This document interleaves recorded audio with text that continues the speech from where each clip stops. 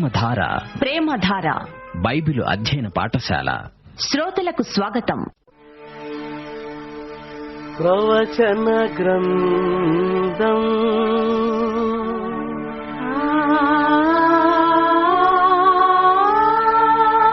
దానియేలు గ్రంథం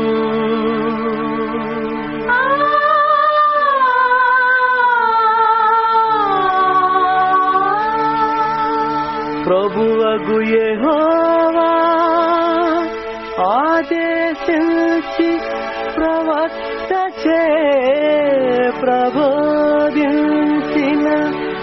ప్రవచనాల గ్రంథం దానియేలు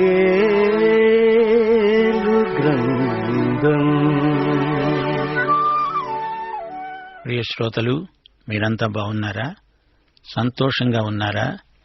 క్రీస్తునందు ఆనందిస్తున్నారా? యేసు ప్రభు ఆజ్ఞలను విధేయతతో అమలు పరిచే వారికే ఆనందం, మహానందం. మత్తయి శుభవార్త 9వ అధ్యాయం 38వ వచనం మొదటి ఆజ్ఞ.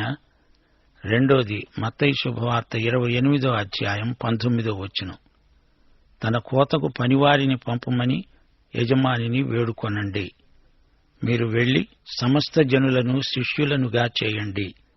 ముందు ప్రార్థించండి, తరువాత వెళ్ళండి. పనివారు కావాలి, వారు కోత కోయడానికి పోవాలి. ప్రియ సోదరుడా, ఆ పనివాడివి నీవేనేమో. సరే, రండి, నేటి వాక్య అధ్యయనానికి ముందు ప్రార్థన చేసుకుందాము. కృపాకనికరములు గల దేవా, మా ప్రియ తండ్రి, పవిత్ర హృదయము, నిష్కపటమైన విశ్వాసము, మంచి మనస్సాక్షి కలిగి మా శ్రోతలు నీ కృపాసనమును సమీపిస్తున్నారు. పిలువబడిన వారు, ఏర్పరచబడిన వారు, నమ్మకమైన వారు అయిన నీ బిడ్డలు నిన్ను స్తుతిస్తున్నారు, నిన్ను మహిమపరుస్తున్నారు. సర్వాధికారివైన దేవా, నీకు మా కృతజ్ఞతలు. నీవు మాకు అనుగ్రహించిన కృపాబాహుళ్యము కొరకు, నీతిదానము కొరకు నీకెంతో కృతజ్ఞులం. త్రికరణ శుద్ధిగా నీకు విధేయులమై నీ చిత్తానికి, నీ అధికారానికి లోబడి జీవించే కృపను మాకు అనుగ్రహించండి. నీ మహావాత్సల్యమును అనుభవించే మేము నీకు ఎల్లప్పుడూ కృతజ్ఞులమే. మా తండ్రి, మా శ్రోతలందరినీ వ్యక్తిగతంగానూ కుటుంబాలుగాను పరామర్శించండి, వారిని ఆదరించండి. మా దేశమును, దేశ ప్రజలను, దేశ ప్రభుత్వాన్ని ఆశీర్వదించండి. నీవు రాజులకు రాజువు, ప్రభువులకు ప్రభువు.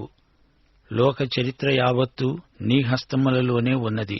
ప్రభు, నీ వ్రేలి కదలిక చొప్పున మానవజాతి చరిత్ర నడుస్తోంది. మా దేశమందలి యువతను ఆశీర్వదించండి, వారి భవిష్యత్తును తీర్చిదిద్దండి. చంటి బిడ్డలను, గర్భిణీ స్త్రీలను, వితంతువులను, నిస్సహాయులైన రోగగ్రస్తులను బాగుచేయండి, వారిని బలపరచండి. నిరుద్యోగులను, ఆర్థిక ఇబ్బందులలో ఉన్న వారిని బలపరచండి. దేశమందు దౌర్జన్యము, అలజడి తొలగించి శాంతి భద్రతలు నెలకొల్పండి. సంఘ ఉజ్జీవము కొరకై ప్రార్థిస్తున్నాము. సువార్తికులను, కాపరులను విశేషముగా ఆశీర్వదించండి. క్రైస్తవ కుటుంబాలలో ప్రార్థన ఉజ్జీవము రావాలని, బాల్యమందే పిల్లలను నీ మార్గమందు నడిపించడానికి తల్లిదండ్రులను ఆధ్యాత్మికంగా బలపరచుమని, నేటి వాక్యపాఠమందు మాకు మరిన్ని నూతన అనుభవాలు ప్రసాదించి మహిమ పొందుమని యేసుక్రీస్తు వారి పవిత్ర నామమున ప్రార్థిస్తున్నాము మా పరమ తండ్రి. ఆమేన్. ప్రియ సోదరీ సోదరులారా, శ్రోతలారా, ఈరోజు మనం దానియేలు గ్రంథం 9వ అధ్యాయం 1 నుండి 10వ వచనం వరకు పాఠం చెప్పుకోబోతున్నాము. జాగ్రత్తగా వినండి. ఈ అధ్యాయంలో దానియేలు చేసిన ప్రార్థన ఉన్నది. తరువాత 70 వారాల ప్రవచనం ఉన్నది. దానియేలు గ్రంథంలో ఇది గొప్ప అధ్యాయం. అంతేకాదు, బైబిల్ మొత్తంలోకి గొప్ప అధ్యాయాలలోకెల్లా ఇది మరీ గొప్ప అధ్యాయం. ప్రార్థన, ప్రవచనం ఈ రెండూ ఈ అధ్యాయంలో ఉండడం విశేషం. ప్రార్థన అధ్యాయాలు బైబిల్లో ఎన్ని ఉన్నాయో వాటిలో ఈ అధ్యాయం ప్రత్యేకమైనది. అలాగే ప్రవచన అధ్యాయాలలో కూడా ఇది గొప్ప అధ్యాయంగా పరిగణించబడింది. ఈ అధ్యాయంలోని మొదటి 21 వచనాలలో దానియేలు చేసిన ప్రార్థన ఉంది. చివరి 6 వచనాలలో 70 వారాలను గురించిన మహాప్రవచనమున్నది. దానియేలు గొప్ప ప్రార్థనాపరుడు. ఈ గ్రంథారంభంలో దానియేలు ప్రార్థించాడు. నెబుకద్నెజరు కలభావం చెప్పేందుకు జ్ఞానమివ్వవలసిందని దేవుణ్ణి వేడుకున్నాడు. దానియేలు ప్రార్థన చేయని రోజంటూ లేదు. దానియేలు ప్రార్థన విధానం ఈ అధ్యాయంలో మనం పరిశీలిస్తాము. ప్రార్థనలోని నియమాలేవో అవి కూడా ఈ అధ్యాయంలో మనం నేర్చుకుంటాము. దానియేలు చక్కని మాదిరి ప్రార్థన చేశాడు. ప్రార్థనలో ఒక నిర్దిష్ట లక్ష్యము, గురి ఉండాలి. ప్రార్థనలో యథార్థమైన పశ్చాత్తాపాన్ని వ్యక్తం చేశాడు.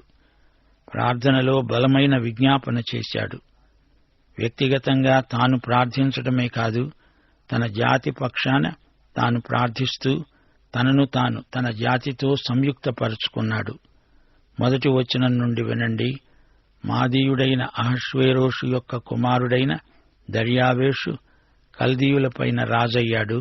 అతని ఏలుబడిలో మొదటి సంవత్సరమందు దానియేలు అనే నేను యెహోవా తన ప్రవక్త అయిన ఇర్మీయాకు సెలవిచ్చి తెలియచేసినట్లు యెరూషలేము పాడుగా ఉండవలసిన 70 సంవత్సరాలు సంపూర్తి అవుతున్నదని గ్రంథముల వలన గ్రహించాను. అంతట నేను గోనెపట్ట కట్టుకొని ధూళి తలపైన వేసుకొని ఉపవాసముండి ప్రార్థన విజ్ఞాపనలు చేయడానికి ప్రభువైన దేవుని ఎదుట నా మనస్సును నిబ్బరము చేసుకున్నాను. నేను నా దేవుడైన యెహోవా ఎదుట ప్రార్థన చేసి ఒప్పుకున్నదేమనగా, ప్రభువా, మహాత్మ్యము కలిగిన భీకరుడవైన దేవా, నీ ఆజ్ఞలను అనుసరించి నడిచే వారి ఎడల నీ నిబంధనను, నీ కృపను జ్ఞాపకము చేసుకునేవాడా, మేమైతే నీ దాసులైన నీ ప్రవక్తలు నీ నామమును బట్టి మా రాజులకు, మా అధిపతులకు, మా పితరులకు, యూదయ్య దేశ జనులందరికీ చెప్పిన మాటలను ఆలకింపక నీ ఆజ్ఞలను, నీ విధులను అనుసరించటం మాని పాపులమును దుష్టులమును అయి చెడుతనమందు ప్రవర్తిస్తూ తిరుగుబాటు చేసిన వారము. ప్రభువా, నీవే నీతిమంతుడవు. మేమైతే సిగ్గుచేత ముఖవికారమొందిన వారము. మేము నీ మీద తిరుగుబాటు చేశాము. దానిని బట్టి నీవు సకల దేశాలకు మమ్ములను తరిమావు. యెరూషలేములోనూ యూదయ్య దేశములోనూ నివసిస్తూ స్వదేశవాసులుగా ఉన్నట్టి పరదేశవాసులుగా ఉన్నట్టి ఇశ్రాయేలీయులందరికీ మాకు ఈ దినమున సిగ్గే తగి ఉన్నది. ప్రభువా, నీకు విరోధముగా పాపము చేసినందున మాకు, మా రాజులకు, మా అధిపతులకు, మా పితరులకు ముఖము చిన్నబోవునట్లుగా సిగ్గే తగి ఉన్నది. మేము మా దేవుడైన యెహోవాకు విరోధముగా తిరుగుబాటు చేశాము. అయితే ఆయన కృపాక్షమాపణలు గల దేవుడై ఉన్నాడు. ఆయన తన దాసులైన ప్రవక్తల ద్వారా మాకు ఆజ్ఞలిచ్చి వాటిని అనుసరించి నడుచుకోవాలని సెలవిచ్చాడు. గాని మేము మా దేవుడైన యెహోవా మాట వినలేదు. సోదరీ సోదరులారా, దానియేలు చేస్తున్న ప్రార్థన వింటున్నారా? దానియేలు అప్పుడప్పుడు లాంఛనప్రాయంగా ప్రార్థించే మనిషి కాడు. గోనెపట్ట చుట్టుకున్నాడు, ధూళి తలపై పోసుకున్నాడు. ప్రార్థన అంటే ఏదో కంఠతా చేసింది యాంత్రికంగా వల్లించటం కాదు. మత్తయి సువార్త 6వ అధ్యాయం 7వ వచనంలో ప్రభువు ప్రార్థన నియమాన్ని మనకు నేర్పుతున్నాడు. మీరు ప్రార్థన చేసేటప్పుడు అన్యజనుల వలె వ్యర్థమైన మాటలు వచింపవద్దు. విస్తరించి మాటలాడుట వలన తమ మనవి వినబడుతుందని వారు తలంచుతున్నారు. మీరు వారి వలె ఉండకండి. అది దేవుని దృష్టిలో అసలు ప్రార్థన కానే కాదు. దానియేలు ఉపవాసమున్నాడు, నెత్తిన బూడిద పోసుకున్నాడు. ఇది ప్రదర్శన కోసం కాదు. దేవుని సన్నిధిలో పైవేషాలు నిలువవు. దానియేలు ప్రార్థనలో నిజాయితీ ఉంది, దాపరికమేమీ లేదు. తనలో ఉన్నదంతా దేవుని ఎదుట కృమ్మరించుకున్నాడు. ప్రార్థనలో దానియేలు తన పాపాన్ని, తన జాతి యొక్క పాపాలను ఒప్పుకున్నాడు. ప్రార్థనలో డొంక తిరుగుడు భాష పనికిరాదు. పారదర్శకత ఎంతో అవసరం. దేవుని కన్నులకు మరుగైనది ఏదీ లేదు గదా. దానియేలు ప్రార్థిస్తూ ఉండగానే అతని ప్రార్థనకు దేవుడు జవాబిచ్చాడు. 1 యోహాను 5:14 ఆయనను బట్టి మనకు కలిగిన ధైర్యమేమనగా, ఆయన చిత్తానుసారముగా మనమేది అడిగినా ఆయన మన మనవి ఆలకిస్తాడు అనేదే. దానియేలు ప్రార్థిస్తూ ఉండగానే గబ్రియేలు వచ్చి దానియేలుకు దేవుని చిత్తాన్ని విశదీకరించాడు. అది బహిరంగ ప్రార్థన సమావేశం కాదు, దానియేలు వ్యక్తిగత ప్రార్థన సమయం. 3 నిమిషాలు దానియేలు చేసిన ప్రార్థనకు వెంటనే జవాబు వచ్చింది. మన ప్రభువు యోహాను సువార్త 17 వ్యక్తిగతంగా ప్రార్థించాడు. వ్యక్తిగత ప్రార్థనలు చేయకుండా ఎక్కువగా బహిరంగ ప్రార్థనల్లో పాల్గొనే వారిని పరలోకం వేషధారులు అంటుంది. దానియేలు ప్రార్థన వేగవంతమై పరలోక ప్రదేశాలలోకి చొచ్చుకుపోయింది. దేవుని సింహాసనాన్ని సమీపించింది.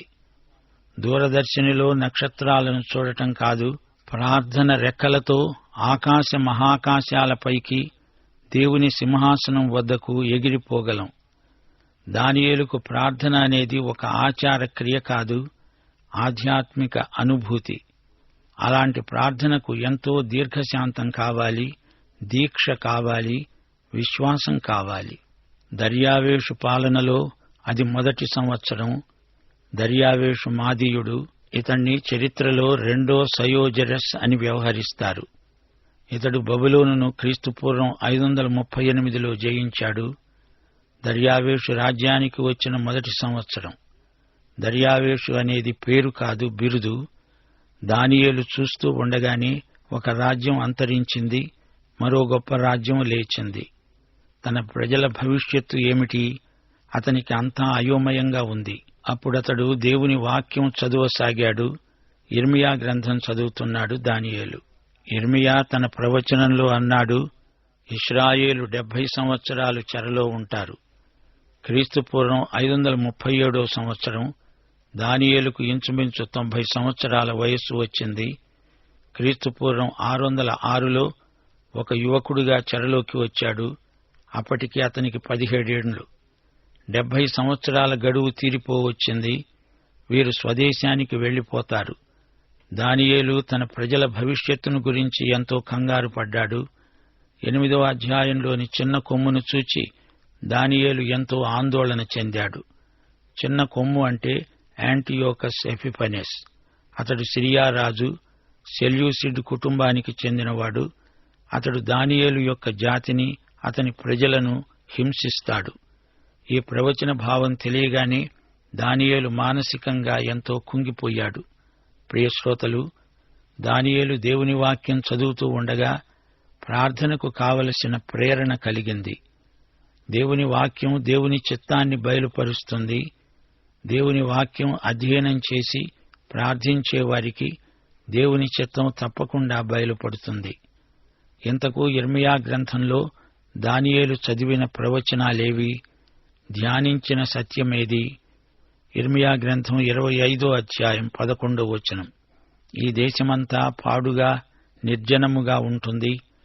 ఈ జనులు 70 సంవత్సరాలు బబులోను రాజుకు బానిసలుగా ఉంటారు.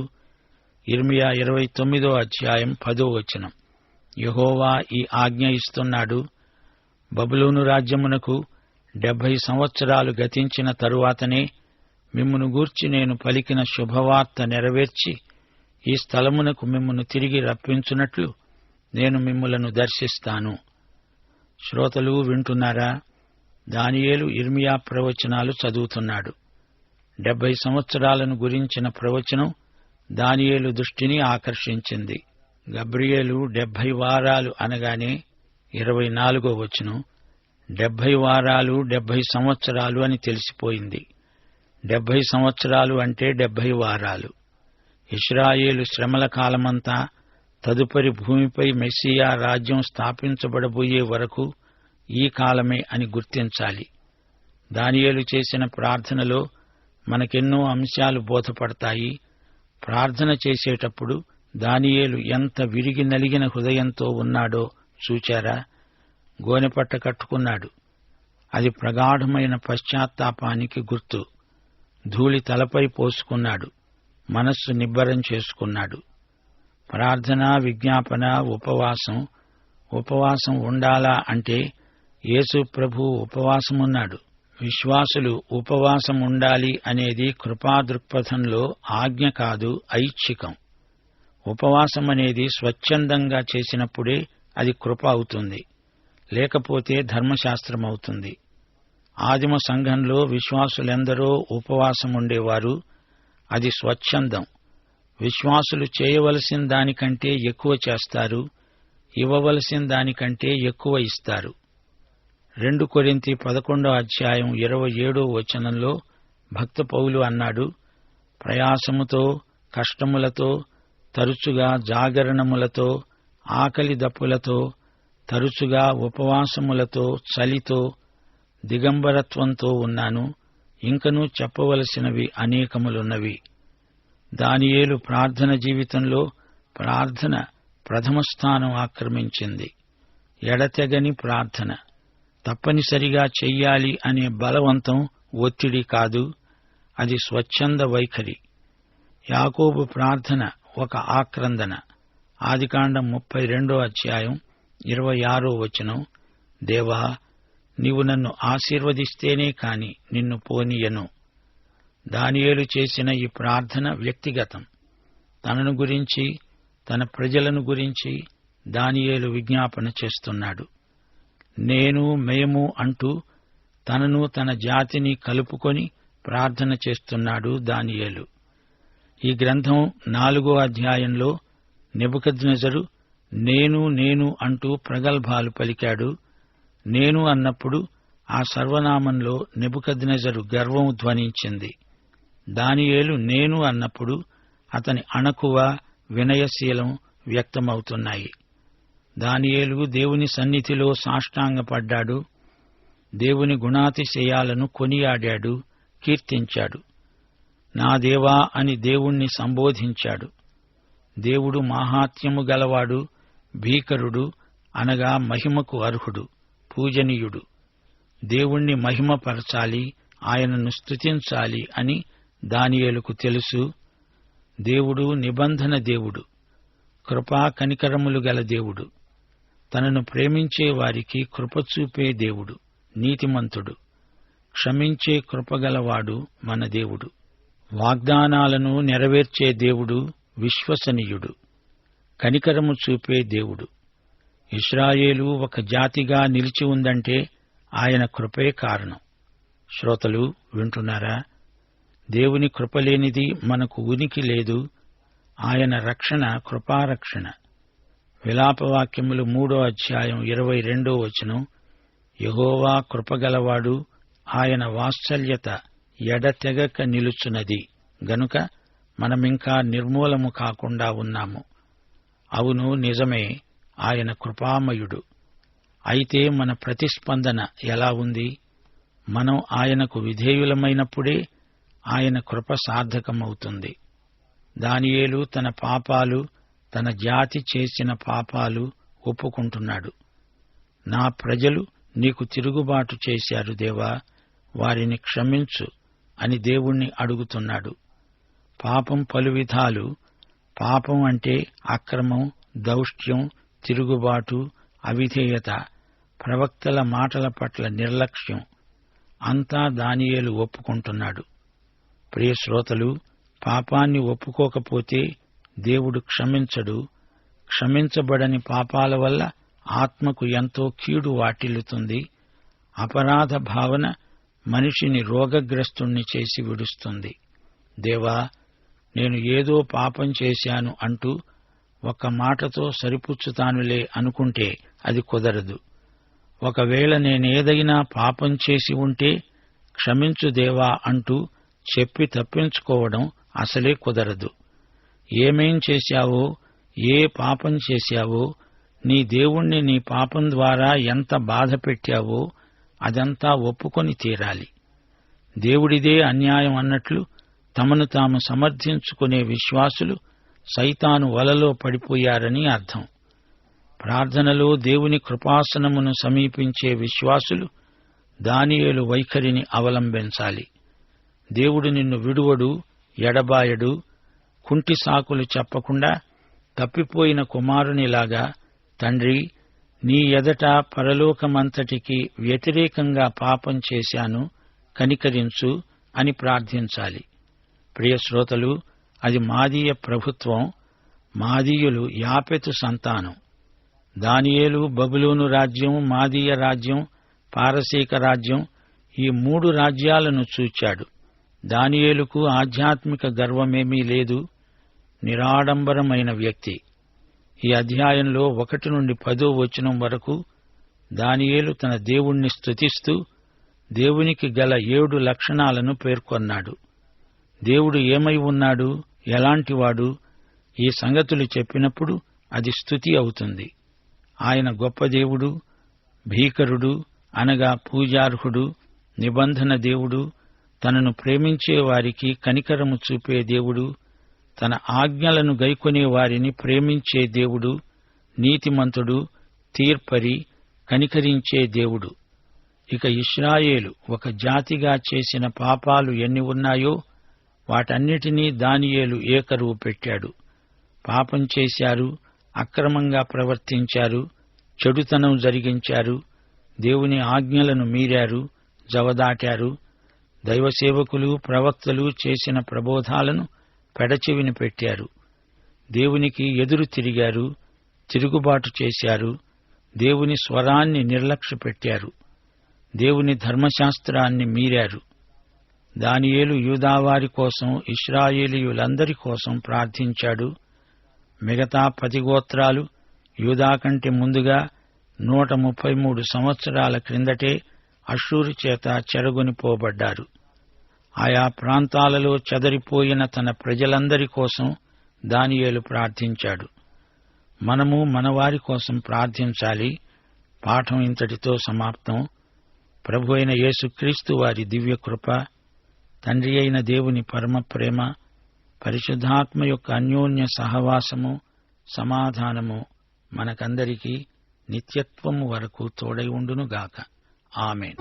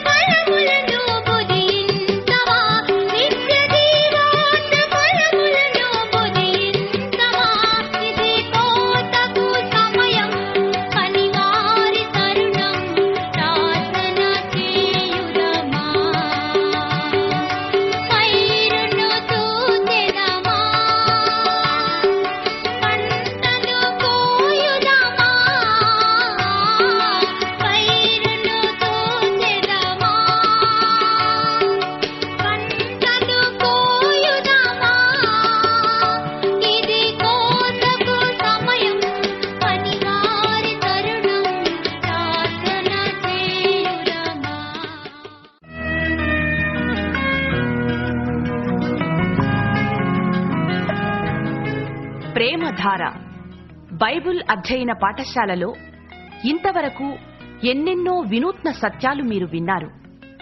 మీరు విన్న విషయాలను గురించి ఇంకా వివరంగా తెలుసుకోవాలని ఆశిస్తే ప్రస్తుతం మీరు వింటున్న దానియేలు గ్రంథ వర్తమానాలపై గొప్ప దేవుడు అనే చిన్న పుస్తకాన్ని సిద్ధం చేస్తున్నాం.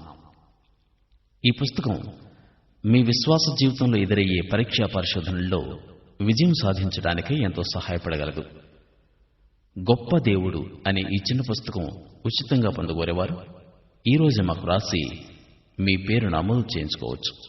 మా చిరునామా ప్రేమధార, విశ్వవాణి, తపాల సంచి 4, సికింద్రాబాద్ 5,17,000.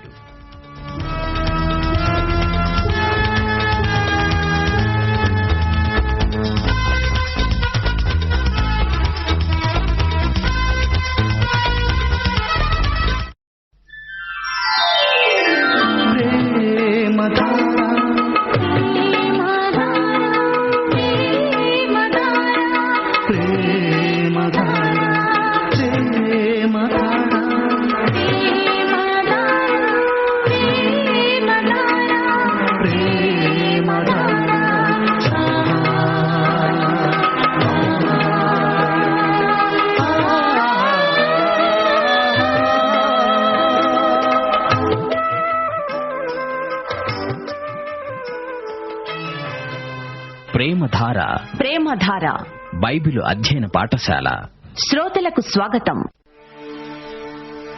ప్రవచన గ్రంథం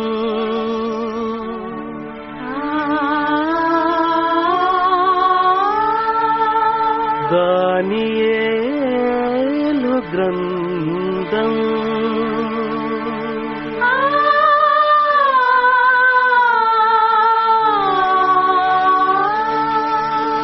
ప్రభువగు యెహోవా ఆదేశించి ప్రవక్తచే ప్రబోధించిన ప్రవచనాల గ్రంథం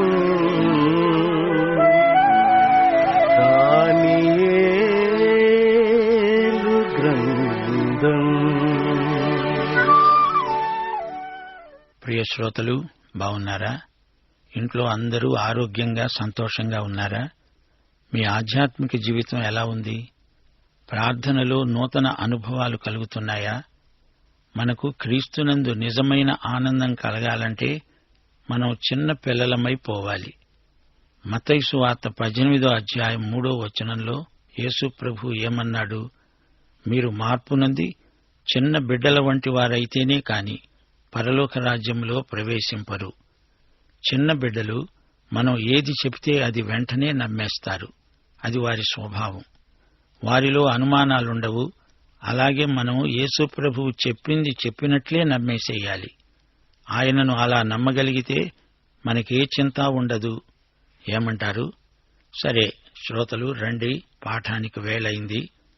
రేడియోకు దగ్గరగా వచ్చి కూర్చోండి. పాఠానికి ముందు ప్రార్థన చేసుకుందాం. ప్రియతండ్రి, పరలోక దేవా, నీకు మా హృదయపూర్వకమైన కృతజ్ఞతాస్తుతులు. ఆకాశ మహాకాశములు నిన్ను పట్టజాలవు. దురవగాహమైన తేజస్సులో నివసించే దేవుడవు. నీకు స్తుతులు, స్తోత్రములు. అంధకార సంబంధమైన అధికారము నుండి మమ్ములను విడిపించి నీ ప్రేమ కుమారుడైన క్రీస్తు రాజ్య నివాసులనుగా చేశావు. నీ కుమారుడైన క్రీస్తునందు సర్వసంపూర్ణత నివసిస్తుంది. క్రీస్తునందు మమ్ములను నూతన సృష్టిగా తీర్చిదిద్దావు. విశ్వాసము ద్వారా క్రీస్తును మా హృదయాలలో కలిగిన వారమై మహిమ నిరీక్షణతో జీవించగలుగుతున్నాము. దేవా, మమ్ములను కనికరించండి. మా శ్రోతలను, వారి కుటుంబాలను ఆశీర్వదించండి. వారి బంధుమిత్రాదులు రక్షించబడినట్లు మా శ్రోతల వ్యక్తిగత సాక్ష్యమును బలపరచండి. కుటుంబాలలో ప్రార్థన ఉజ్జీవము రావాలని ప్రార్థిస్తున్నాము. యువతీ యువకులు రక్షించబడిన వారై నీ సేవార్థమై పిలుపు పొందునట్లు నీ ఆత్మకార్యము వారి జీవితాలలో జరిగించండి. మా దేశాన్ని ఆశీర్వదించండి. దేశ ప్రజల జీవితాలలో నైతిక ఆధ్యాత్మిక విలువలు గుర్తించబడినట్లు పాపమును గురించి, నీతిని గురించి, తీర్పును గురించి పరిశుద్ధ దేవ వారిలో ఒప్పుదల కలిగించండి. దేశ ప్రభుత్వాన్ని, పరిపాలకులను, అధికారులను ఆశీర్వదించండి. రోగులను నీ హస్తస్పర్శ చేత స్వస్థపరచండి. సంఘ పరిచర్య ధర్మము క్రమముగా జరుగునట్లు సంఘ శరీరమందలి ప్రతి అవయవము శిరస్సైన క్రీస్తుకు లోబడినట్లు మీ అభిషేకమును అనుగ్రహించండి. సువార్తికులను, కాపరులను, ఉపదేశకులను ప్రజారక్షణార్థమై, విశ్వాసుల క్షేమాభివృద్ధి నిమిత్తమై బలముగా వాడుకొనండి. లోకమందంతటా యేసుక్రీస్తును గురించిన జ్ఞానము ప్రసరించునట్లు, నీ బిడ్డల వరములు సద్వినియోగమగునట్లు, ఆత్మఫలములు పండునట్లు, మీ కృప విస్తరించునట్లు ప్రార్థిస్తున్నాము. నేటి వాక్య అధ్యయన ఆశీర్వాదములు మాకందరికీ సమృద్ధిగా దయచేయమని యేసుక్రీస్తు వారి మహానామమున ప్రార్థిస్తున్నాము తండ్రి. ఆమేన్. ప్రియ శ్రోతలు, ఈరోజు మన పాఠం దానియేలు గ్రంథం 9వ అధ్యాయం 11 నుండి 19వ వచనం వరకు. సావధానంగా వినండి. దానియేలు ప్రార్థన చేస్తున్నాడు. తన పాపాలు, తన జాతి పాపాలు ఒప్పుకుంటున్నాడు. అంటున్నాడు, దేవా, నా ప్రజలైన ఇశ్రాయేలీయులందరూ నీ ధర్మశాస్త్రమును అతిక్రమించి నీ మాట వినక తిరుగుబాటు చేశారు. మేము పాపము చేశాము గనుక నీ దాసుడైన మోషే ధర్మశాస్త్రమందు శపిస్తాను అని ప్రమాణము చేసినట్లే ఆ శాపమును మాపై కుమ్మరించావు. యెరూషలేములో జరిగిన కీడు మరి ఏ దేశములోనూ జరగలేదు. ఆయన మా మీదికి, మాకు ఏలికలుగా ఉండే మా న్యాయాధిపతుల మీదికి ఇంత గొప్ప కీడు రప్పించి తాను చెప్పిన మాటలు నెరవేర్చాడు. మోషే ధర్మశాస్త్రమందు రాసిన కీడంతా మాకు సంభవించినా మేము మా చెడు నడవడి మానలేదు. నీ సత్యముననుసరించి బుద్ధి తెచ్చుకున్నట్లు మా దేవుడైన యెహోవాతో సమాధానపడలేదు. మేము మా దేవుడైన యెహోవా మాట వినలేదు గనుక ఆయన తన సమస్త కార్యముల విషయమై న్యాయస్థుడై ఉండి సమయము కనిపెట్టి ఈ కీడు మా మీదికి రాజేశాడు. ప్రియశ్రోతలు, ఇది దానియేలు ప్రార్థన. దానియేలు దేవుని మంచితనాన్ని, తన ప్రజల చెడుతనాన్ని ఇంతవరకు చెబుతూ వచ్చాడు. దేవుని నీతిని కొనియాడాడు. తన ప్రజల పాపానికి సిగ్గుపడుతున్నాడు. దేవుని ఆజ్ఞలను మీరినందుకు ఈ జాతి చెల్లాచెదరైపోయింది. ఈ శిక్ష తమకు తగిందే. తమను చెరలోకి పంపింది ఆయనే. ఈ శిక్ష న్యాయసమ్మతమే. దేవుడు న్యాయంగానే తీర్పు తీర్చాడు. తామే అన్యాయస్థులు, అవిధేయులు, అవినీతిపరులు. ప్రియ సోదరీ సోదరులారా, వింటున్నారా? దేవుని సన్నిధిలో ఎవరూ తమ పాపాలను కప్పిపుచ్చుకోజాలరు. ఆయన కన్నులకు మరుగైనది ఏదీ లేదు. సాకులు చెప్పకూడదు. ప్రభువా, నీకు తెలుసు గదా, నేను బలహీనుణ్ణి. నా పరిస్థితులను బట్టి ఒత్తిడికి లోనై అలా చేశాను, ఇలా చేశాను అంటూ దేవుని ఎదుట మాట్లాడవద్దు. దేవుని మీద నింద వేయవద్దు. దేవుడు ఎన్నటికీ తప్పు చేయడు. నీదే తప్పు. దేవుడు కఠినుడా? నీ పట్ల దేవుడు అన్యాయం చేశాడా? ప్రియ శ్రోతలారా, గమనించాలి. చేసుకున్న వారికి చేసుకున్నంత. దేవుని సన్నిధిలో పాపాలను ఒప్పుకోవాలి. పాపాలు దాచిపెట్టే విఫల ప్రయత్నం చేయకండి. దేవునికి నీవు తీర్పు తీరుస్తావా? అది గొప్ప అపచారం, పాపం. దేవుడు నిష్పాక్షికంగా తీర్పు తీరుస్తాడు. ఆయన మనుష్యుని ఆంతర్యము ఎరిగినవాడు. ప్రార్థనలో దానియేలు వైఖరి చూడండి. అలాంటి వైఖరి మనకుండాలి. దేవుడు నిన్ను విడువడు, ఎడబాయడు, నిన్ను మరువడు. నీ నిజస్థితిని నీవు ఒప్పుకొని ఆయన కనికరాన్ని, కృపను అభ్యర్థించు. ఆయన కరుణా సంపన్నుడు. సాకులు, మిషలు దేవుని ఎదట పనిచేయవని గుర్తించండి. దానియేలు ప్రార్థిస్తూ అంటున్నాడు, ప్రభూ, మా దేవా, నీవు నీ బాహుబలము వలన నీ జనమును ఈజిప్టులో నుండి రప్పించుట వలన ఇప్పటి వరకు నీ నామమునకు ఘనత తెచ్చుకున్నావు. మేమైతే పాపము చేసి చెడు నడతలు నడిచిన వారము. ప్రభూ, మా పాపములను బట్టి మా పితరుల దోషమును బట్టి యెరూషలేము నీ జనుల చుట్టూ ఉన్న సకల ప్రజల ఎదుట నిందాస్పదమైనది. యెరూషలేము నీకు ప్రతిష్ఠితమైన పర్వతము. ఆ పట్టణము మీదికి వచ్చిన నీ కోపమును నీ రౌద్రమును తొలగనిమ్మని నీ నీతి కార్యములన్నిటిని బట్టి విజ్ఞాపనము చేసుకుంటున్నాను. ఇప్పుడైతే మా దేవా, దీనిని బట్టి నీ దాసుడు చేసే ప్రార్థనలను విజ్ఞాపనలను ఆలకించి నీ చిత్తానుసారముగా శిథిలమైపోయిన నీ పరిశుద్ధ స్థలము మీదికి నీ ముఖప్రకాశమును రానియ్యే.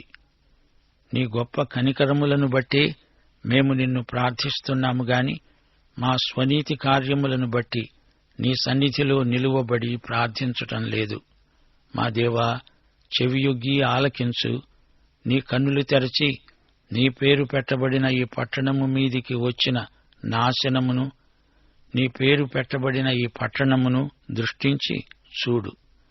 ఇది దానియేలు మనవి, విజ్ఞాపన. ఈజిప్టులో నుండి దేవుడు తన పితరులను ఎలా విడుదల చేసి నడిపించాడు? ఇదంతా దేవుడు తన నీతిని బట్టి చేశాడు గాని మా స్వనీతిని బట్టి కాదు అని దానియేలు ఒప్పుకుంటున్నాడు. నిర్గమకాండం 2వ అధ్యాయం 24-25 వచనాలు. దేవుడు వారి మూలుగును విని అబ్రహాము, ఇస్సాకు, యాకోబులతో తాను చేసిన నిబంధనను జ్ఞాపకము చేసుకున్నాడు. దేవుడు ఇశ్రాయేలీయులను చూచాడు, వారి యందు లక్ష్యముంచాడు. వారి మూలుగు దేవునికి వినపడింది. ఆపత్కాలమందు ఆయన నమ్ముకోదగిన సహాయకుడు. దేవుడు వారిని కనికరించాడు. ఇప్పుడు దానియేలు దేవుణ్ణి వేడుకుంటూ అంటున్నాడు, దేవా, నీ నీతిమత్వమును బట్టి తిరిగి నీ ప్రజలను విమోచించు. దేవుడు తన కనికరమును మన పట్ల విస్తరింపజేస్తే ఆయన నీతిమంతుడని మనం ఆయనను స్తుతిస్తాము, మహిమపరుస్తాము. మన పాప రుణాన్ని యేసుక్రీస్తు పూర్తిగా చెల్లించాడు. మన పాపానికి రావలసిన శిక్ష యావత్తు ఆయనే భరించాడు. రోమా 3వ అధ్యాయం 26వ వచనం. క్రీస్తు యేసు రక్తమునందలి విశ్వాసము ద్వారా ఆయనను కరుణాధారముగా బయలుపరిచాడు. దేవుడు ఇప్పటి కాలమందు తన నీతిని కనపరచు నిమిత్తము తాను నీతిమంతుడును, యేసునందు విశ్వాసము గలవానిని నీతిమంతునిగా తీర్చేవాడు అయి ఉండుటకు ఆయన అలా చేశాడు. దానియేలు వేడుకోలు 19వ వచనంలో ఉంది. ప్రభు ఆలకించు, ప్రభు క్షమించు, ప్రభు ఆలస్యము చేయక చెవియొగ్గి నా మనవి చిత్తగించు. నా దేవా, ఈ పట్టణము ఈ జనము నీ పేరు పెట్టబడినవే. నీ ఘనతను బట్టే నా ప్రార్థన విను. చూచారా శ్రోతలు, దానియేలు ప్రార్థన బలము గలది, మనఃపూర్వకమైనది. దేవుడు ఏమై ఉన్నాడో దానిని బట్టి, దేవుని వాగ్దానాన్ని బట్టి దానియేలు వేడుకుంటున్నాడు. ఇశ్రాయేలు ఒక జాతిగా ఏ ఒక్క మంచి పని చేసి ఉండలేదు. దేవా, నేనెంత మంచివాణ్ణి, కాబట్టి నాకు సాయం చెయ్యి అని దానియేలు అడగటం లేదు. దేవా, నీ కృపా కనికరమును బట్టి మమ్ములను కాపాడు అని మాత్రమే వేడుకుంటున్నాడు. శ్రోతలు, ఇశ్రాయేలు అన్నప్పుడు 12 గోత్రాలకు వర్తిస్తుంది. అపొస్తల కార్యములు 13వ అధ్యాయం 16వ వచనంలో పౌలు మాట్లాడుతూ అన్నాడు, ఇశ్రాయేలీయులారా, దేవునికి భయపడేవారలారా, ఇశ్రాయేలీయులు అనే ఈ ప్రజలను దేవుడు ఏర్పరచుకున్నాడు. మన పితరులను ఆయన ఆ విధంగా ఏర్పరచుకున్నాడు. ఈజిప్టు దేశమందు వారిని హెచ్చించాడు. తన భుజబలము చేత వారిని అక్కడి నుండి రప్పించాడు. అరణ్యములో వారి చేష్టలను సహించాడు. దేవుడు తన ప్రజలను దీవిస్తాడు గాని వారు విధేయులవ్వాలి. లేకపోతే శాపం తగులుతుంది. దీవెన లేక శాపం వారి విధేయత మీదనే ఆధారపడి ఉంది. విధేయులకు ఆశీర్వాదం, తిరుగుబాటుదారులపై శాపం. దేవుడు అబద్ధమాడనేరడు. అందుచేత ఆయన చెప్పినట్లే విధేయులను సన్మానిస్తాడు, అవిధేయులను శిక్షిస్తాడు. ఆయన నియమం తప్పక నెరవేరుతుంది. దేవుని ప్రజలు పాపము చేసినా దానిని ఒప్పుకుంటే దేవుడు క్షమిస్తాడు. పశ్చాత్తాపము చెంది అక్రమము నుండి తొలగాలి, సత్యాన్ని గ్రహించాలి, సత్యానికి విధేయులవ్వాలి. యోహాను సువార్త 8వ అధ్యాయం 32 నుండి 36 వచనం వరకు, సత్యమును మీరు గ్రహిస్తారు, సత్యము మిమ్ములను స్వతంత్రులనుగా చేస్తుంది. పాపము చేసే ప్రతివాడు పాపమునకు దాసుడు. కుమారుడు మిమ్ములను స్వతంత్రులనుగా చేసిన ఎడల మీరు నిజముగా స్వతంత్రులై ఉంటారు. రోమాపత్రిక 1వ అధ్యాయం 16వ వచనం, సువార్తను గూర్చి నేను సిగ్గుపడను, నమ్మే ప్రతివానికి, యూదునికి, గ్రీసు దేశస్థునికి కూడా అది రక్షణ కలిగించే దేవుని శక్తి. ఇశ్రాయేలీయులు చెరలో ఉన్నారు, అయినా వారు దేవుని ప్రజలే. దేవుడు వారిని విడువలేదు, ఎడబాయలేదు. దేవుడు వారితో చేసుకున్న నిబంధన ఎన్నటికీ వీగిపోదు. వారు పశ్చాత్తప్తులవుతారు, తిరిగి దేవునికి సంపూర్ణంగా విధేయులవుతారు. రోమాపత్రిక 11వ అధ్యాయం 25 నుండి 29వ వచనం వరకు, అన్యజనుల ప్రవేశము సంపూర్ణమయ్యే వరకు ఇశ్రాయేలుకు కఠిన మనస్సు కొంతమట్టుకు కలిగింది.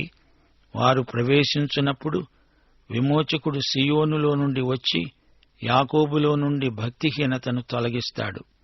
నేను వారి పాపమును పరిహరించినప్పుడు నా వలన వారికి కలిగే నిబంధన ఇదే అని వ్రాయబడినట్లు ఇశ్రాయేలు జనులందరూ రక్షించబడతారు. సువార్త విషయమైతే వారు మిమ్మును బట్టి శత్రువులు గాని, ఏర్పాటు విషయమైతే పితరులను బట్టి ప్రియులై ఉన్నారు. దేవుడు తన కృపావరముల విషయములోనూ పిలుపు విషయములోనూ పశ్చాత్తాపపడడు. శ్రోతలు వింటున్నారా? దానియేలు తన ప్రార్థనలో దేవుణ్ణి వేడుకున్న అంశాలు జాతిపరంగా ఎంతో ప్రాముఖ్యమైనవి. దేవా, నీ కోపాన్ని, ఉగ్రతను యెరూషలేము నుండి, సీయోను నుండి ఉపసంహరించుకో. యెహోవా, నా ప్రార్థన ఆలకించు, నా విజ్ఞాపన విను. నీ పరిశుద్ధ స్థలముపై నీ ముఖకాంతి ప్రసరింపచెయ్యి. చెవియొగ్గి నా మొర ఆలకించు. దేవా, నీ కన్నులు తెరువు, నాశనమైన నీ పట్టణ శిథిలాలను చూడు. మా పాపాలు క్షమించు, ఆలస్యము చేయక చెవియొగ్గు, చిత్తగించు. మా శ్రోతలు గమనించాలి, ఈ భూమిపై దేవుడు తన రాజధానిగా ఏర్పరచుకుని తన పేరు పెట్టిన స్థలం యెరూషలేము. యెహెజ్కేలు 48వ అధ్యాయమంతా ఈ యెరూషలేము వర్ణనే. జకర్యా 14వ అధ్యాయంలోని వర్ణన అంతా ఈ అందాల నగరమైన పవిత్ర యెరూషలేమును గురించే. కీర్తనలు 2:6, నేను నా పరిశుద్ధ పర్వతమైన సీయోను మీద నా రాజును ఆసీనునిగా చేశాను అన్నాడు దేవుడు. అన్యుల మధ్య ఈ నగరం నిందాస్పదమైంది. ప్రియ శ్రోతలారా, వింటున్నారా? దానియేలు దేవుని వాక్యం జీవితకాలమంతా ధ్యానించిన బైబిలు విద్యార్థి. దేవుని వాక్యాన్ని శ్రద్ధగా పఠించేవారికి దేవుడు తన ప్రత్యక్షతను అనుగ్రహిస్తాడు. వాక్య పఠన ద్వారా మనం దేవుని చిత్తాన్ని గ్రహించగలుగుతాము. ప్రవక్త అయిన యిర్మీయా గ్రంథం చదువుతూ ఉండగా ప్రార్థన చెయ్యాలనే ప్రేరణ దానియేలుకు కలిగింది. అప్పుడు దేవుడు దానియేలుకు ప్రవచన ప్రత్యక్షం అనుగ్రహించాడు. యిర్మీయా గ్రంథంలో 70 సంవత్సరాల మర్మం దానియేలు దృష్టిని ఆకర్షించింది. చిన్నప్పటి నుండి దానియేలు లేఖనాలను పరిశోధించేవాడు. విశేషించి యిర్మీయా ప్రవచనాలంటే దానియేలుకు విశేషాసక్తి. యిర్మీయా గ్రంథంలోని మర్మం 70 వారాలను గురించినది. దీని వివరణ మనం రాబోయే పాఠాలలో నేర్చుకుంటాము. దర్శనాలు చూడగానే దానియేలు శారీరకంగా అట్టిట్టయిపోయాడు. 8వ అధ్యాయం 18వ వచనంలో అతనికి గాఢ నిద్ర పట్టింది. 10వ అధ్యాయం 9వ వచనంలో కూడా గాఢ నిద్ర పొందాడు. ఆదాము గాఢ నిద్ర నుండి లేచి హవ్వను చూచాడు. అబ్రాహాముకు గాఢ నిద్ర పట్టినప్పుడే దేవుడు దర్శనమిచ్చాడు.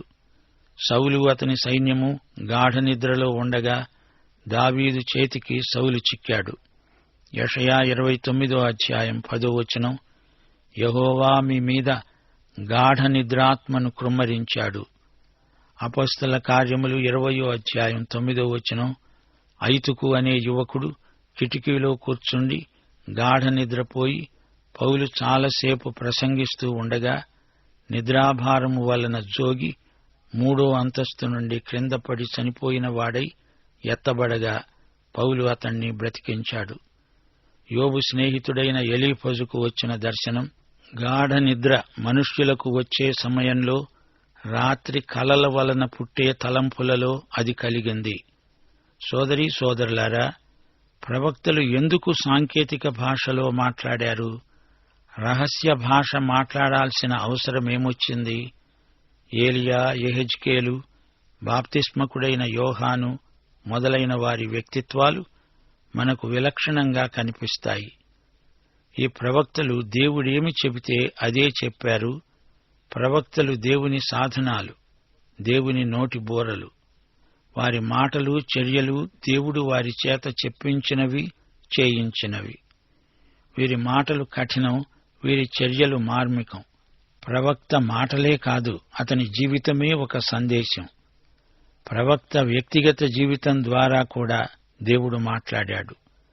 యెషయా గ్రంథం 8వ అధ్యాయం 18వ వచనం, ఇదిగో నేను యెహోవా నాకిచ్చిన పిల్లలు, సీయోను కొండ మీద నివసించే సైన్యములకు అధిపతి అయిన యెహోవా వలని సూచనలుగాను మహత్కార్యములుగాను ఇశ్రాయేలీయుల మధ్య ఉన్నాము. మీకు జ్ఞాపకముందా? యెషయా గ్రంథం 7వ అధ్యాయం 3వ వచనంలో ప్రవక్త తన కుమారునికి షెయార్యాషూబు అనే సాంకేతిక నామకరణం చేశాడు. అలాగే దేవుడు హోషేయాకు ఆజ్ఞాపించి ఒక విశ్వాసఘాతకి అయిన కొలటను పెళ్లాడమన్నాడు. ఇది సాంకేతిక చర్య. ఇశ్రాయేలు విశ్వాసహీనురాలైన భార్యకు పోల్చబడింది. హోషేయ భార్యను, అతని పిల్లలను చూస్తే చాలు, ప్రజలకు దేవుని సందేశమేదో తెలిసిపోయింది. యెహెజ్కేలు భార్య చక్కనిది, ఆమె యెరూషలేము నగరానికి పోల్చబడింది. యెరూషలేము నాశనమైంది, ఏడవవద్దు. అలాగే నీ అందమైన భార్య చనిపోతుంది, నీవు ఏడవకూడదు అంటూ దేవుడు ప్రవక్త ద్వారా సాంకేతిక భాషలో మాట్లాడాడు.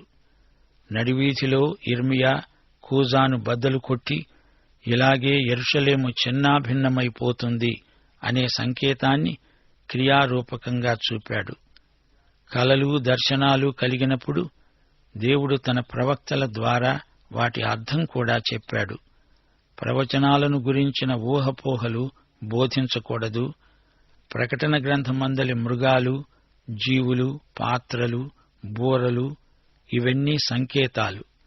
అలాగే దానియేలు గ్రంథంలోని జంతువులు, కొమ్ములు, వీటికి అనేక రకాల వివరణలు ప్రచారంలో ఉన్నాయి. అయితే అసలైన సందేశాన్ని వివరణల్లో, సవరణల్లో పోగొట్టుకోకూడదు. యేసు ప్రభువుదే అంతిమ విజయం. చీకటి శక్తులన్నీ గతిస్తాయి. యేసుక్రీస్తు వచ్చి రాజ్యం స్థాపిస్తాడు. ఇది ముఖ్య సందేశం. గొప్ప యుద్ధం జరుగుతుంది. శ్రమలు, హింసలు వస్తాయి. అయినా దేవుని ప్రజలదే విజయం.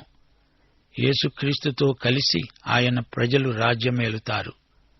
యెహెజ్కేలు గ్రంథంలో సంకేతాలు మరీ విచిత్రమైనవి. పక్షులు, జంతువులు, చెట్లు. ముఖ్య సందేశమేదో ప్రవక్తలు స్పష్టం చేశారు. ఈ ప్రవచనాలలో దేవుని జ్ఞానం మనం చూడగలం. ప్రవచనాలు కొన్ని అప్పుడే నెరవేరినా కొన్ని మాత్రం నిత్య భవిష్యత్తు వైపు చూపుతాయి. కాలం నుండి నిత్యత్వం వరకు ప్రవచన సరళ రేఖ గీయబడి ఉంది. ద్వితీయోపదేశకాండం 29వ అధ్యాయం 29వ వచనం, రహస్యములు మన దేవుడైన యెహోవాకు చెందినవే. అయితే మనము ఈ ధర్మశాస్త్ర వాక్యములన్నిటినీ అనుసరించి నడుచుకొనున్నట్లు బయలుపరచబడినవి ఎల్లప్పుడూ మనవి, మన సంతతి వారివి అవుతాయి.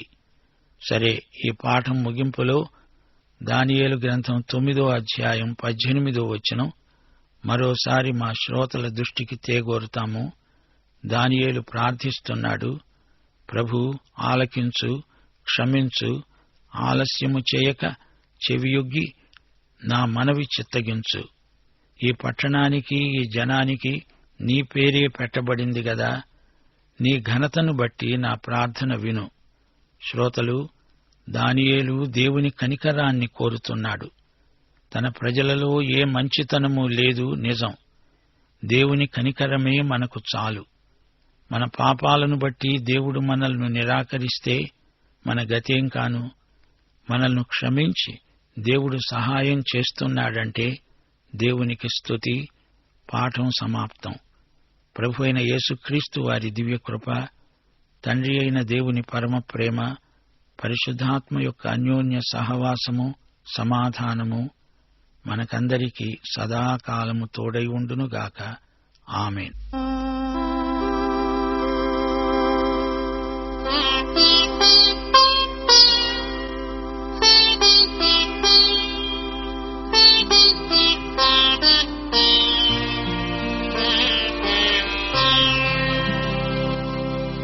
మారు మనసు నొందవా మానవా, తీరు తీరున వాక్యము విన్నను మారవా మారవా మారవా.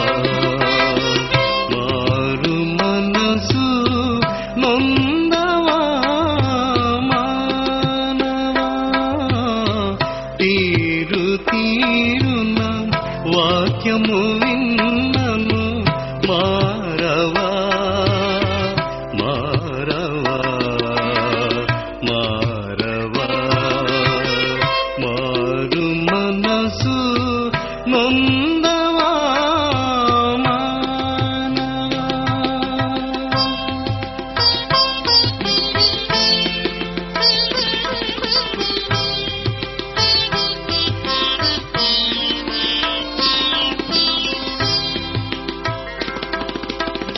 దేవుడు నీకై నరునిగా మారెన్, చావుకు సైతం ఓర్మి చూపెనుగా. దేవుడు నీకై నరునిగా మారెన్, చావుకు సైతం ఓర్మి చూపెనుగా. నీవు నసింపక జీవము పొందను యేసుడు, పావనుడైనను సిలువను మోసే. మారు మనసు నొందవా మానవా.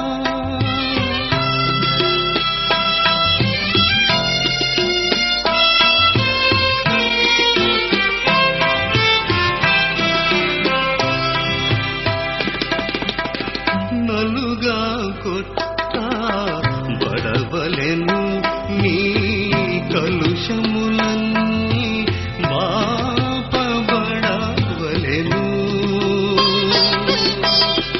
నలుగా కొట్ట బడవలెను నీ కలుషములన్నీ మాపబడవలెను. నలిగిన ఎదతో ప్రభుని చేరిన మరుక్షణం, విలువ గురుదిరం గుణగడుగు. మారు మనసు నొందవా మానవా, తీరు తీరున వాక్యము విన్నను మారవా మారవా మారవా. మారు మనసు నొందవా మానవా.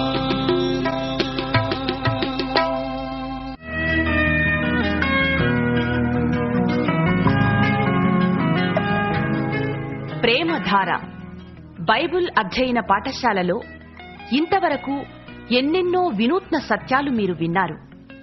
మీరు విన్న విషయాలను గురించి ఇంకా వివరంగా తెలుసుకోవాలని ఆశిస్తే ప్రస్తుతం మీరు వింటున్న దానియేలు గ్రంథ వర్తమానాలపై గొప్ప దేవుడు అనే చిన్న పుస్తకాన్ని సిద్ధం చేస్తున్నాం.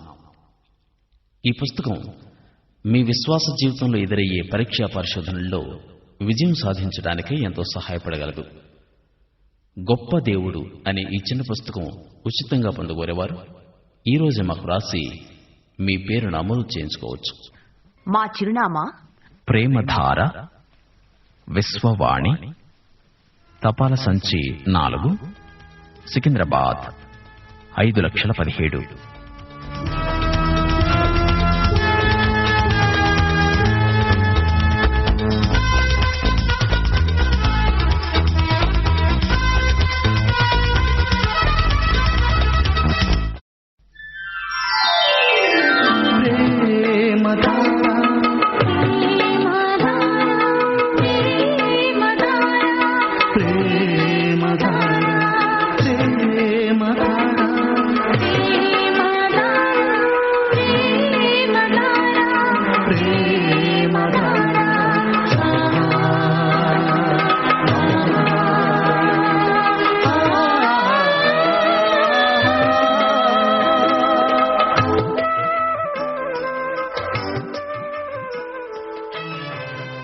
ప్రేమధార ప్రేమధార బైబిలు అధ్యయన పాఠశాల శ్రోతలకు స్వాగతం. ప్రవచన గ్రంథం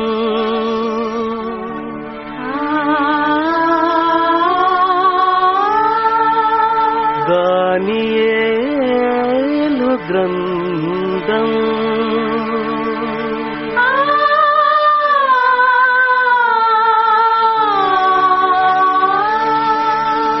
ప్రభువగు యెహోవా ఆదేశించి ప్రవక్తచే ప్రబోధించిన ప్రవచనాల గ్రంథం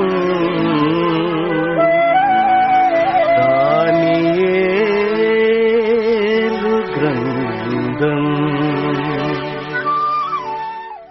క్రీస్తునందు ప్రియ సోదరీ సోదరులారా, శ్రోతలారా, మీకందరికీ శుభం. మీకందరికీ శాంతి సమాధానములు సమృద్ధిగా కలుగునుగాక. అయితే ఒక మాట, దేవునికి ఇష్టులైన వారికే భూమి మీద సమాధానం. దేవునితో సరైన సంబంధ సహవాసములు గలవారికే ఈ శాంతి సమాధానాలు ప్రాప్తిస్తాయి. పాపాలు క్షమించబడిన వ్యక్తికి సమాధానముంటుంది. మానవ ప్రయత్నం ఎంతైనా ఆత్మశాంతి కలగదు. దేవుని సమాధానం సమస్త జ్ఞానమునకు మించినది.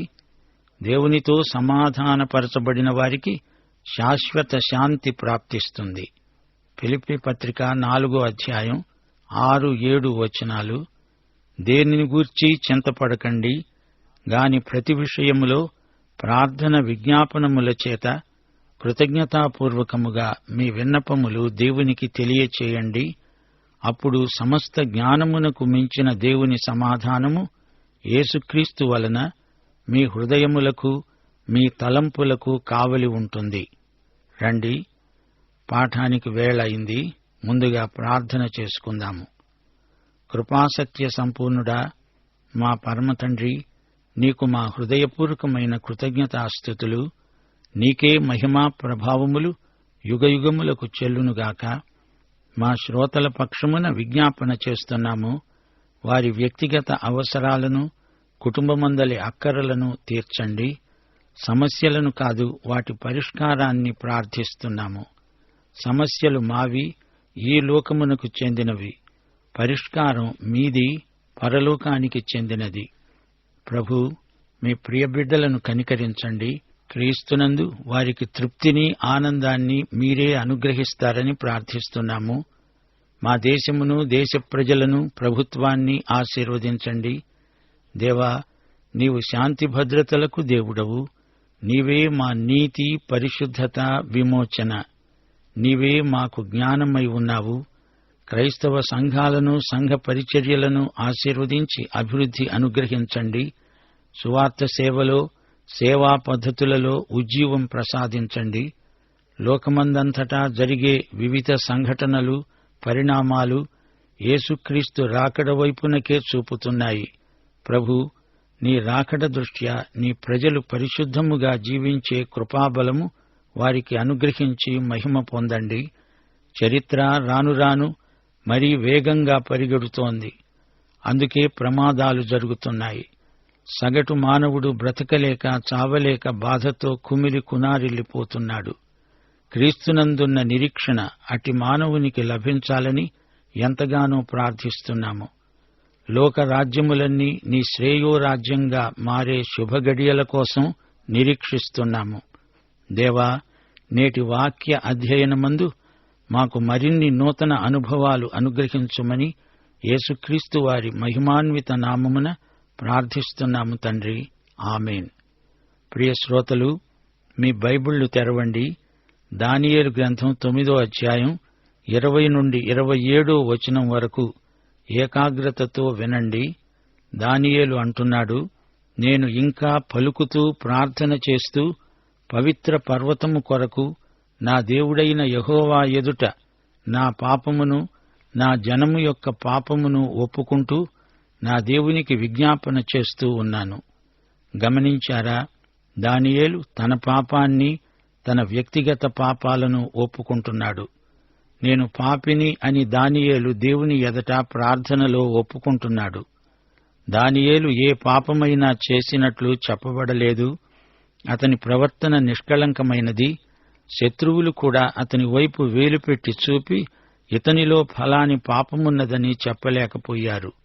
అయితే ఒక మాట, దశాజ్ఞలున్నాయి కదా, వాటిని పాటించి ఆ ప్రకారమే జీవిస్తే ఎవరైనా రక్షించబడగలరా? అసాధ్యం. అదెన్నటికీ జరగదు. మరి దానియేలు సంగతేమిటి? అతడు ఎట్టి పాపక్రియ చేయలేదు నిజమే కాని అతడు తాను పాపినే అని ఒప్పుకుంటున్నాడేమిటి? క్రియాపాపం లేకపోయినా స్వభావం చేత అతడు పాపే.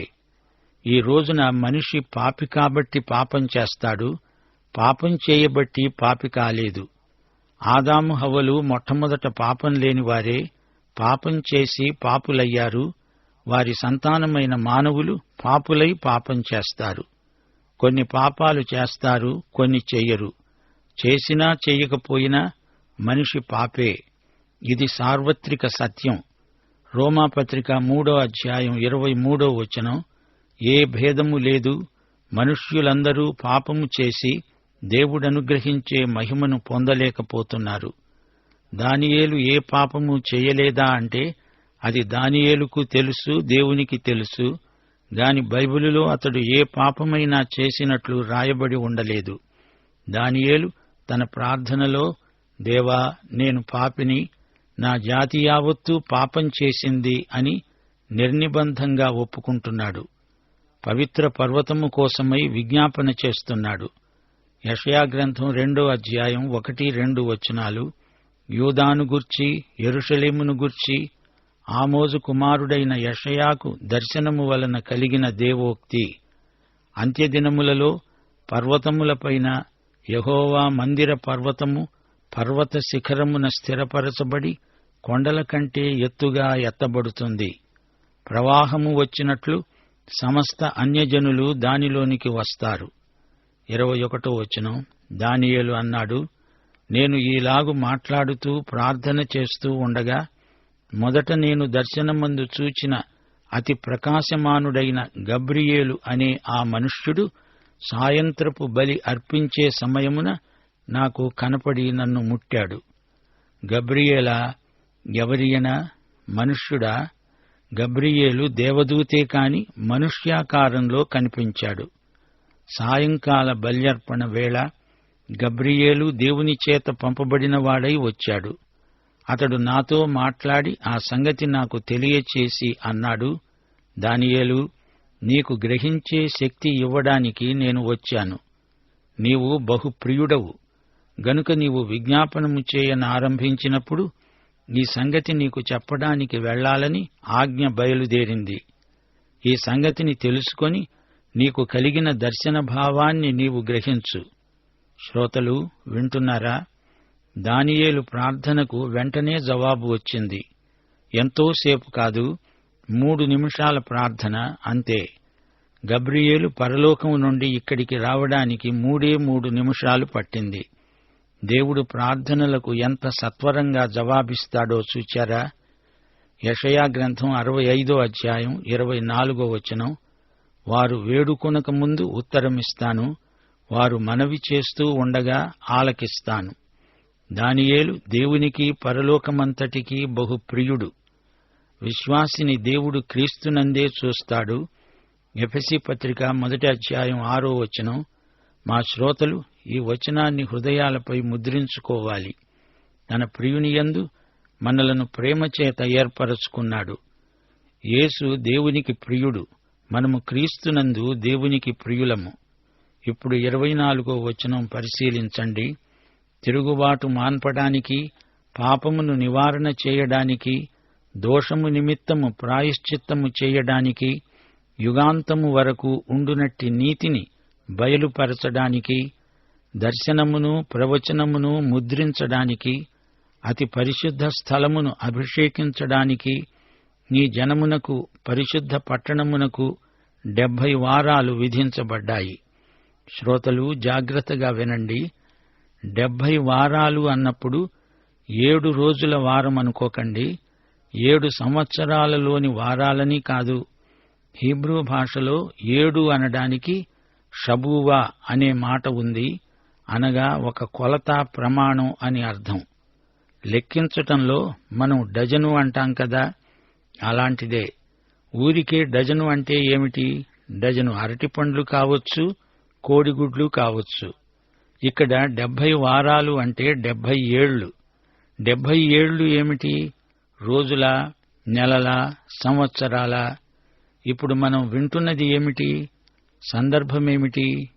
7 అంటే రోజుల, నెలల, సంవత్సరాల. ఇర్మియా గ్రంథంలో దానియేలు సంవత్సరాలను గురించే చదివాడు.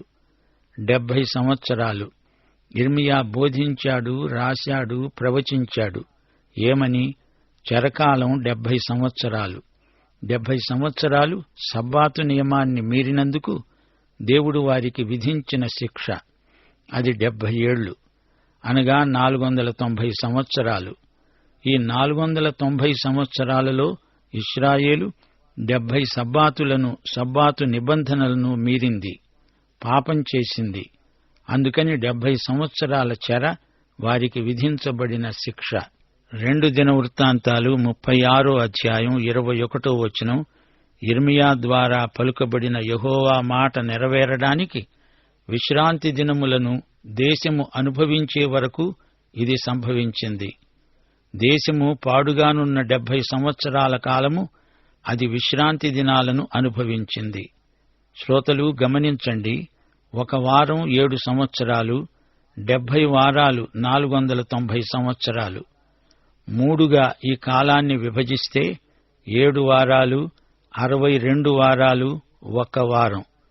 7, 8 అధ్యాయాలలోని దర్శనాలను ఈ 70 వారాల ప్రవచనానికి ఎలా సమన్వయపరచాలి? 70 సంవత్సరాల చెర తర్వాత ఇశ్రాయేలీయులు తమ స్వదేశానికి తిరిగి వెడతారు. వాగ్దానం ప్రకారం మెస్సీయా తిరిగి వస్తాడు. దావీదుకు వాగ్దానం చేయబడిన రాజ్యం మళ్లీ ఇవ్వబడుతుంది. ఈ సత్యాలను ఒకదానికొకటి పొందికపరచి చూచుకోలేక దానియేలు సందిగ్ధంలో పడ్డాడు. 70 వారాలు అంటే 70 ఏళ్లు. ఇశ్రాయేలు రాజ్యం వెంటనే రాదు. ఈ 70 ఏళ్లు కాల నిర్ణయం జరిగి తీరాలి. ఈ 70 ఏళ్లు అనగా 70 × 7 కాలం అన్యుల కాలాలకు సరిపోతుంది. ఈ కాలం 3గా విభజించబడుతుంది. ఈ 70 × 7 సంవత్సరాలు ఇటు ఇశ్రాయేలుకు అటు అన్యులకు నిర్ణయించబడిన కాల విభాగం. ఈ రెండూ ఒకేసారి ముగింపునకు వస్తాయి. అదే యేసుక్రీస్తు యొక్క 2వ రాకడ సమయమవుతుంది. నీ జనమునకు, పరిశుద్ధ పట్టణమునకు 70 వారములు నియమించబడ్డాయి. నీ జనము అంటే దానియేలు జనమే, అనగా ఇశ్రాయేలే. వారి పరిశుద్ధ పట్టణము యెరూషలేమే. ఈ 70 వారాలు అనగా 490 సంవత్సరాలలో 6 సంఘటనలు జరుగుతాయి. 69 వారాలు గడిచిపోయాయి. 1 వారం ఇంకా మిగిలి ఉంది. అది నెరవేరవలసి ఉంది. ఈ 6 సంఘటనలను జాగ్రత్తగా పరిశీలించాలి. 1. తిరుగుబాటును మాన్పటం. అనగా ఇశ్రాయేలులోని తిరుగుబాటు పాప విమోచన శిలువ ద్వారానే. జాతికి విమోచన శిలువ రక్తమే గాని ఇశ్రాయేలు జాతి దీనిని అంగీకరించలేదు. మానవతకు ఇప్పుడు అదే పిలుపు ఇవ్వబడింది. చివరి వారములో దేవుడు అన్నాడు, జకర్యా 12:10 దావీదు సంతతి వారి మీదను యెరూషలేము నివాసుల మీదను కరుణనొందించే ఆత్మను, విజ్ఞాపన చేసే ఆత్మను నేను కుమ్మరిస్తాను. ఇది ఇంకా నెరవేరవలసి ఉంది. ఇక రెండోది, పాపమును నివారణ చేయడం. ఇశ్రాయేలు యొక్క జాతీయ పాపాలు క్రీస్తు రెండవ రాకడతో పూర్తిగా నివారణ అవుతాయి, పరిహరించబడతాయి. పాపం విషయం వస్తే అందరూ ఒకటే. వ్యక్తిగతంగా ప్రతి మానవుడు పాపే. జాతిపరంగా ఇశ్రాయేలీయులు ఎన్నో పాపాలు చేశారు. అయితే పాపాన్ని నివారణ చేయగలవాడు దేవుడే. ఒకానొక రోజున పాపంతో నిమిత్తమే లేని పాపరహిత స్థితిలో ప్రభువుతో పరలోకంలో సదాకాలం ఉండిపోతామనే శుభప్రద నిరీక్షణ మనకున్నది. ఇక మూడోది, దోషము నిమిత్తం ప్రాయశ్చిత్తం. 70 వారాల కాలంలో దేవుడు దోష పరిహారానికి సదుపాయం చేస్తాడు. క్రీస్తు మరణ పునరుత్థానాల ద్వారా మాత్రమే ఇది సాధ్యమైంది. ఇది యూదులకు, అన్యులకు, అందరికీ. నాలుగోది, యుగాంతము వరకు ఉండునట్టి నీతిని బయలుపరచడం. 490 సంవత్సరాల తరువాత క్రీస్తు వచ్చి తన రాజ్యం స్థాపిస్తాడు. అందులో నీతి నివసిస్తుంది. 5వ సంఘటన, ఈ దర్శనమును ప్రవచనమును ముద్రించడం. దర్శన ప్రవచనాలు, ప్రవచన దర్శనాలు అన్నీ పూర్తిగా నెరవేరుతాయి. బైబిలులోని ప్రవచనాలన్నీ నెరవేర్చే బాధ్యత, అధికారము దేవునికి ఉన్నాయి. ఇక 6వ సంభవం, అతి పరిశుద్ధ స్థలాన్ని, అతి పరిశుద్ధుణ్ణి అభిషేకించడం. యెహెజ్కేలు గ్రంథములో 41 నుండి 46 అధ్యాయం వరకు వర్ణించబడిన నూతన ఆలయముపై దేవుని అభిషేకముంటుంది. దానియేలు గ్రంథం 9వ అధ్యాయం 25 నుండి 27 వరకు వినండి. యెరూషలేము మరల కట్టించవచ్చునని ఆజ్ఞ బయలుదేరిన సమయము మొదలుకొని అభిషిక్తుడైన అధిపతి వచ్చే వరకు 7 వారాలు పడుతుందని స్పష్టంగా గ్రహించు. 62 వారాలు తొందరగల సమయములందు పట్టణపు రాజవీధులు, కందకాలు మరల కట్టబడతాయి. ఈ 62 వారాలు జరిగిన పిమ్మట ఏమీ లేకుండా అభిషిక్తుడు నిర్మూలము చేయబడతాడు. వచ్చే రాజు యొక్క ప్రజలు పవిత్ర పట్టణాన్ని, పరిశుద్ధ ఆలయాన్ని నశింపచేస్తారు.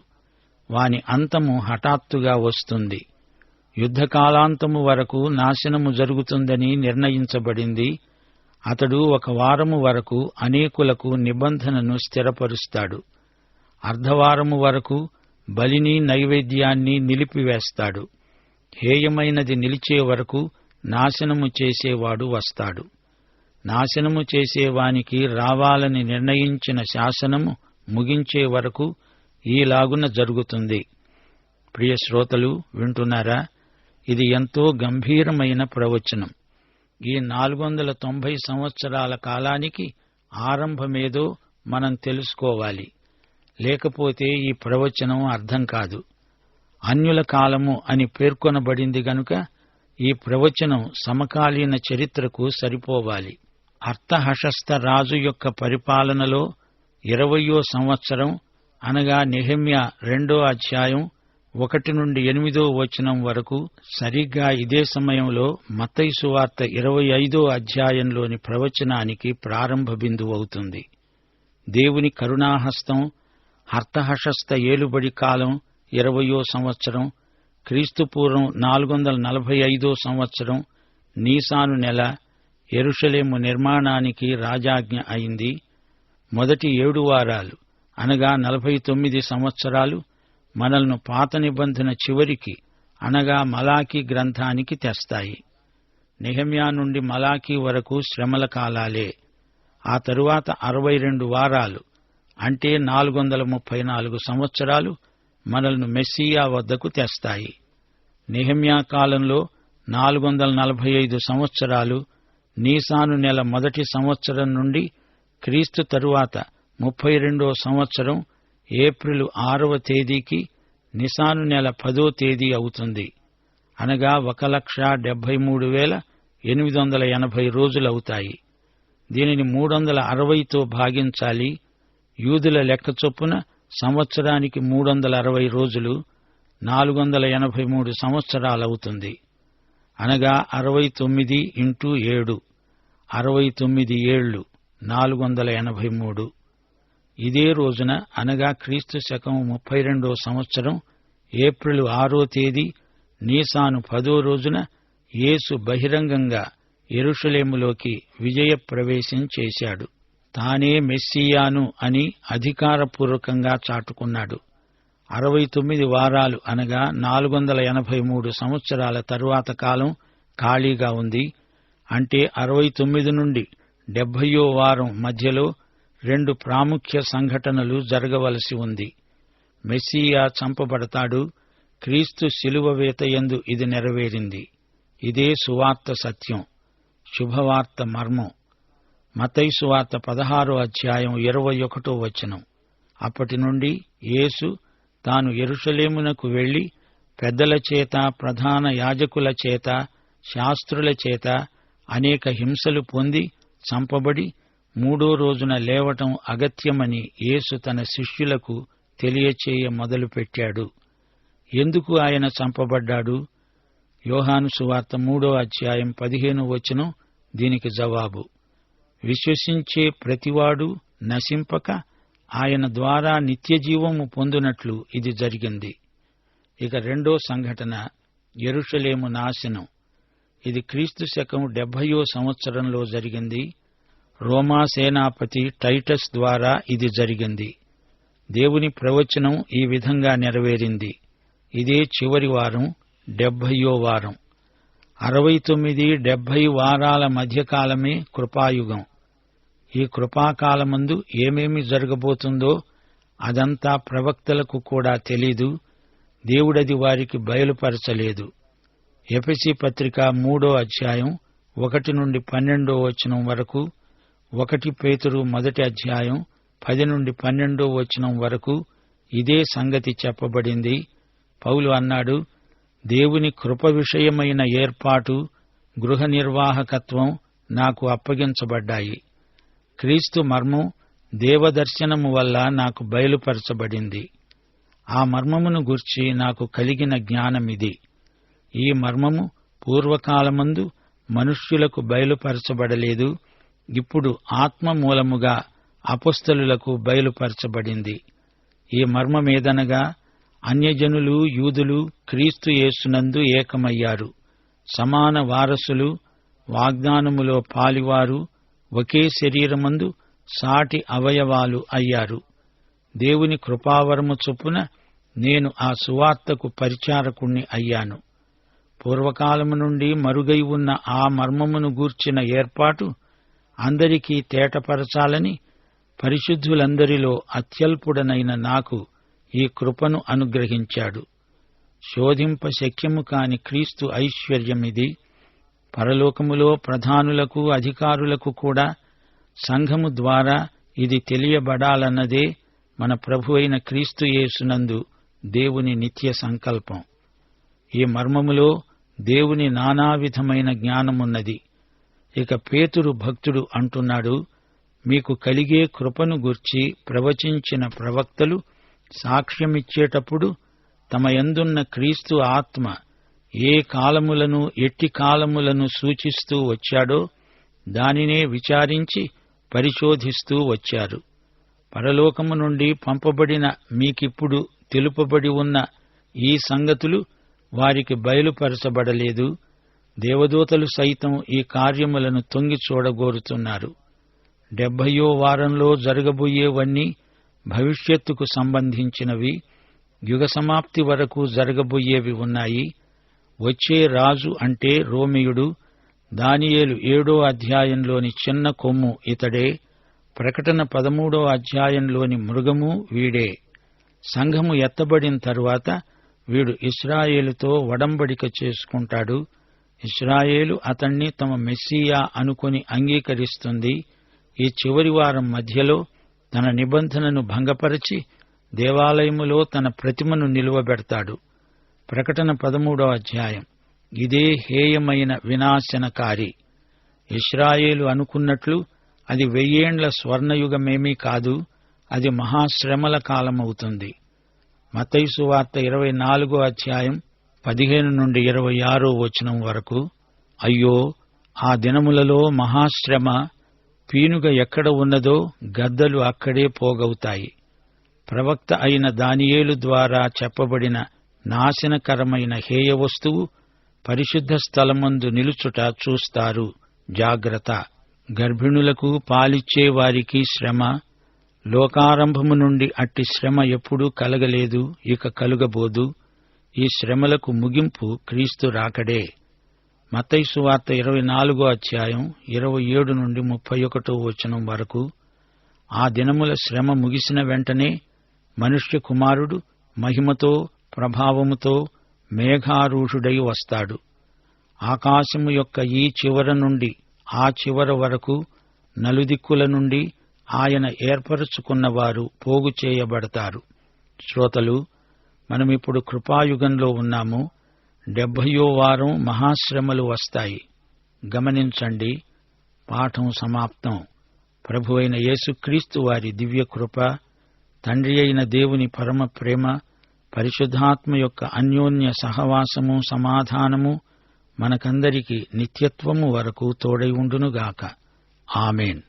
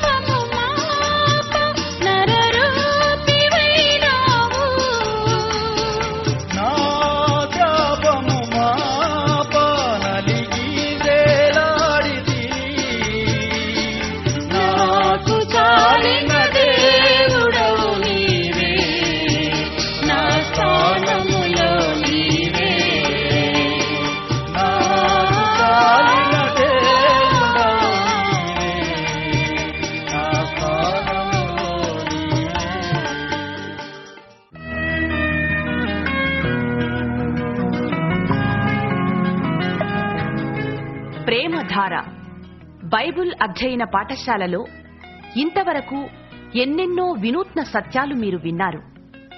మీరు విన్న విషయాలను గురించి ఇంకా వివరంగా తెలుసుకోవాలని ఆశిస్తే ప్రస్తుతం మీరు వింటున్న దానియేలు గ్రంథ వర్తమానాలపై గొప్ప దేవుడు అనే చిన్న పుస్తకాన్ని సిద్ధం చేస్తున్నాం.